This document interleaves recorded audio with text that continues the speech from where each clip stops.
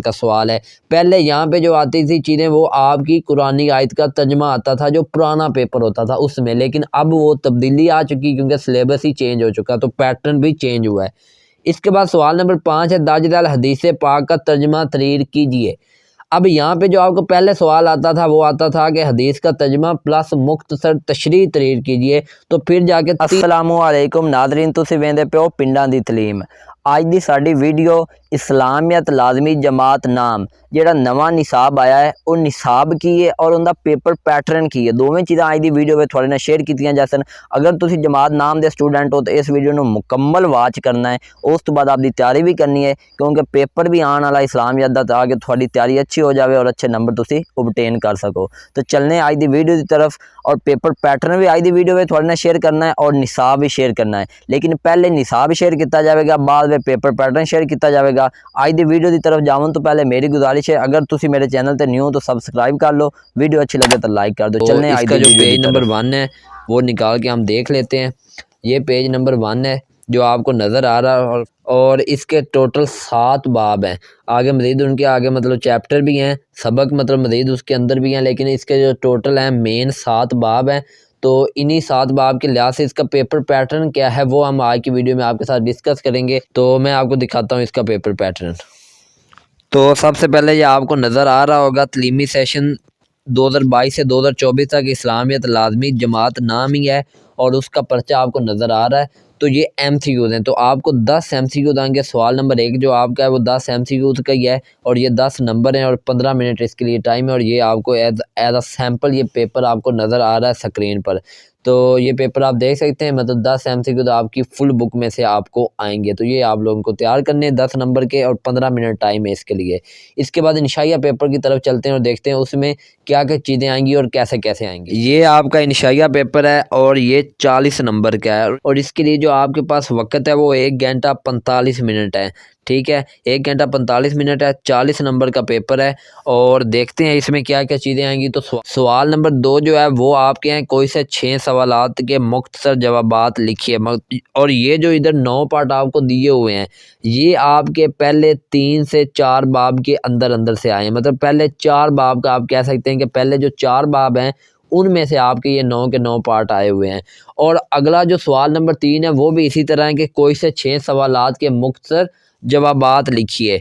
तो ये भी आपको 9 आए हैं, आप लोगों ने कोई से 6 हल करने हैं और 12 नंबर के ये हैं। और इसी तरह ऊपर वाले भी 6 ही हल करने थे, वो भी 12 नंबर के ही थे 9 में से।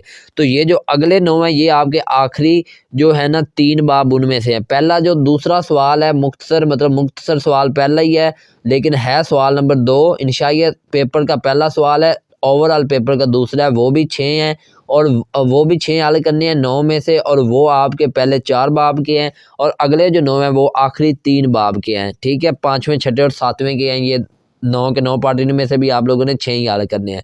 तो ये भी 12 नंबर के हैं, ये भी 12 नंबर के और 10 नंबर के हम MCQ पहले ही डिस्कस कर चुके हैं। उसके बाद आपका हिस्सा 2 में जिसके अंदर सवाल नंबर 4, 5 और 6 ये 3 सवाल शामिल हैं। तो सवाल नंबर 4 के अंदर है दर्ज झैल शख्सियात में से 2 पर मुख्तसर नोट लिखिए।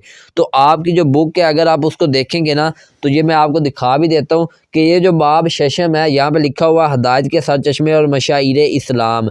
तो ये जो आपका बाब है ना इनमें से आपको कोई से 3 इमाम के नाम या 3 मशाइर इस्लाम के नाम दिए जाएंगे जिस पे आप लोगों को मुख्तसर नोट लिखना होगा। और एक पे नोट लिखने के 4 नंबर हैं, 3 दिए जाएंगे, कोई से 2 पे आप लोगों ने नोट लिख देना है और 4 जमा 4 आपके 8 नंबर हो जाएंगे। तो ये आपको 3 दिए गए, यहाँ पर आप लोगों ने कोई से 2 पे नोट लिख देना है मुख्तसर और ये 8 नंबर का सवाल है।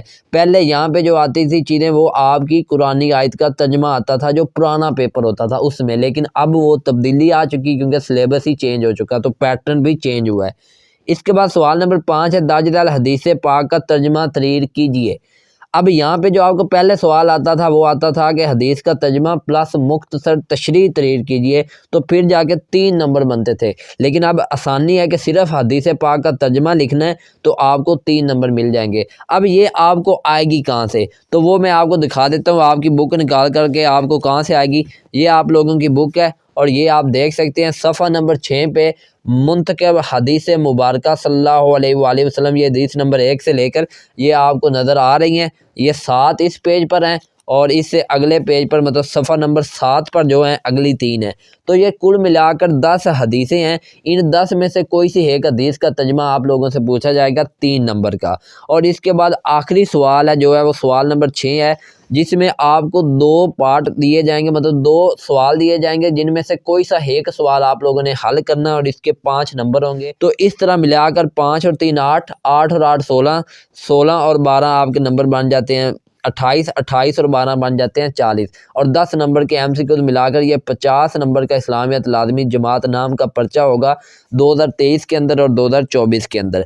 तो ये थी जो आपका सिलेबस चेंज हुआ था, उसके मुताबिक आपका पेपर पैटर्न भी चेंज हुआ है और टाइम जो इसके लिए है वो टोटल 2 घंटे है। तो उम्मीद करता हूँ कि आपको आज की वीडियो अच्छी लगी होगी। अगर अच्छी लगी है तो लाइक कर दें। अगर इस तरह की मज़ीद वीडियो देखना चाहते हैं तो मेरे चैनल को सब्सक्राइब कर दें। मिलेंगे इंशाल्लाह किसी और इन्फॉर्मेटिव वीडियो में। उस वक्त तक अपना ख्याल रखिए। मुझे इजाज़त दीजिए। Take care. अल्लाह हाफिज़।